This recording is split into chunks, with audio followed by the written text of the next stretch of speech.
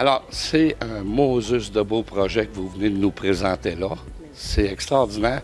Ça fait longtemps que ça se mijote, ça. Hein? Vous n'avez pas écrit ça hier soir, là? Non. On a commencé à travailler là-dessus. Bien, déjà, l'année passée, on développait des activités au niveau de la taxonomie, classification des feuilles, des arbres et tout ça. Puis là, bien, de fil en aiguille, ça a développé sur d'autres intérêts. Puis, c'est ça, on a pensé à faire de ce projet, d'en faire un projet, finalement, mobilisateur pour l'école et pour la communauté. En intégrant tous nos jeunes qui sont à l'école et particulièrement ceux qui sont intéressés par l'environnement, l'écologie et tout ça. Essentiellement, là, qu'est-ce qui vous attire dans ce projet-là? Bien, moi aussi, il y a plein d'ouvrages manuels à faire. Puis, moi, le bois, j'aime ça plein. Oui. Puis, c'est un projet dans le bois. Puis, quand tu regardes la tour, il en reste plus gros, ça fait. Ça t'intéresse de sauver ça puis de protéger ça? Ouais. Puis toi? Moi, c'est comme lui. Moi, j'ai toujours travaillé dans le bois, puis j'aime ça à plein.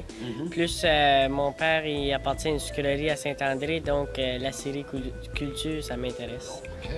Maïté? Moi, c'est le fait d'avoir différentes nouvelles manières d'apprentissage, puis toutes les différentes carrières qu'on va pouvoir découvrir. Bravo. Et ça, c'est madame, notre future écrivaine ici. Merci. Moi, c'est le fait de se démarquer en tant qu'élève, de tout participer au projet, puis de laisser notre marque personnelle sur l'histoire de l'école, puis aussi, comme je dis, écrivaine, je peux pas laisser une chance de pratiquer mes talents, là. Je peux juste pas laisser ça passer. Je vous félicite. Tout le monde a un but différent, tout le monde a un objectif différent. Et c'est ce qui fait la beauté d'un projet comme ça, c'est rassembleur. Hein? C'est ça. C'est plus qu'on va chercher d'expertise ou d'intérêts diversifiés, plus le projet peut prendre différentes connotations qu'on n'avait peut-être même pas pensé au départ, mais qui va faire en sorte qu'on va aller en chercher pour tous les goûts, je pense. Et c'est un projet qui va servir à la formation, à l'apprentissage de différentes choses. On en a la preuve aujourd'hui. Alors, ça peut s'intégrer à l'intérieur de différents cours à l'école, pendant les classes, puis tout ça. Hein? Oui, définitivement. On a des différentes activités qui vont être organisées en fonction des résultats d'apprentissage des matières scolaires.